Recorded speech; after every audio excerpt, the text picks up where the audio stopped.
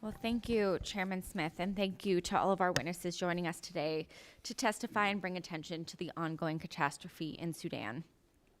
Last month marked 2 years since the outbreak of war in Sudan. It is now the largest humanitarian crisis in the world.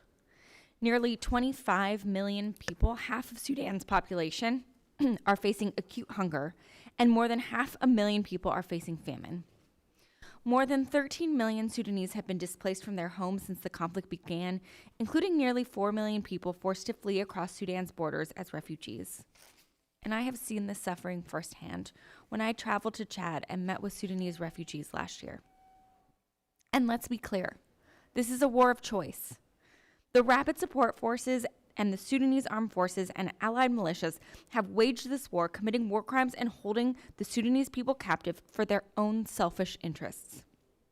And their external backers, particularly the United Arab Emirates, with their support to the RSF, in addition to Egypt, Turkey, Saudi Arabia, Iran, and Russia, have turned this war into a regional proxy war by supporting and arming either side, risking further regional destabilization.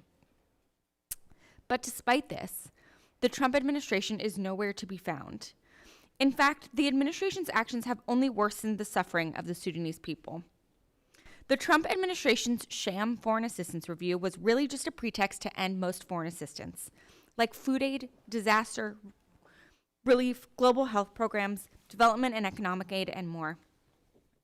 In Sudan, it's meant canceling millions of dollars in U.S.-funded life-saving aid.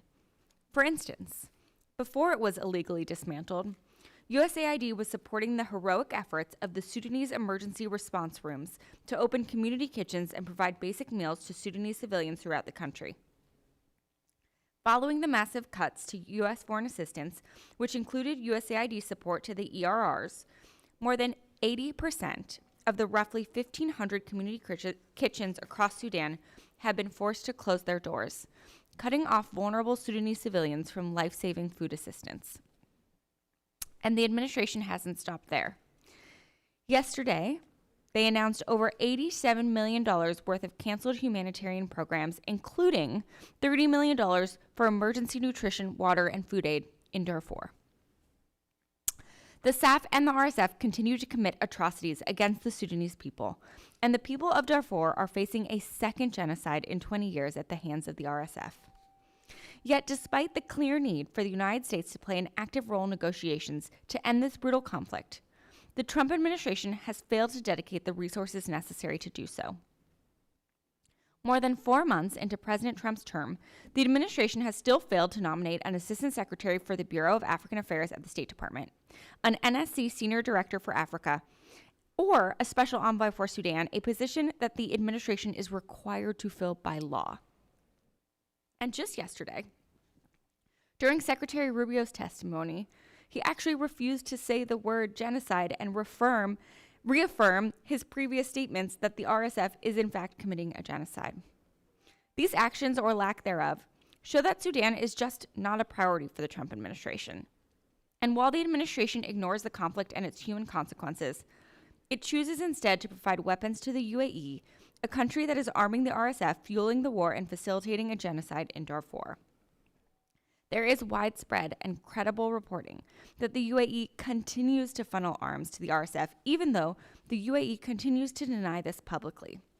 But instead of pressuring the UAE to stop arming the RSF forces currently carrying out a genocide, the Trump administration has chosen to blow through a congressional hold by ranking member Meeks and proceed with arms sales worth more than $1 billion, just as I did under the Biden administration. I believe that the United States needs to use its significant leverage with the UAE to pressure them to finally end their support to the RSF.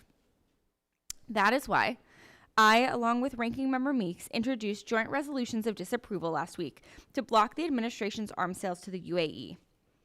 If the United States wanted to, we could take tangible actions and make sensible policy decisions that would help bring an end to the war in Sudan and a sustainable peace agreement that ends military rule, establishes a civilian government, and provides a clear roadmap to democratic elections. Instead, this administration seems to be ignoring the problem and selling weapons that are fueling genocide, war crimes, crimes against humanity, and ethnic cleansing. The Sudanese people have suffered enough.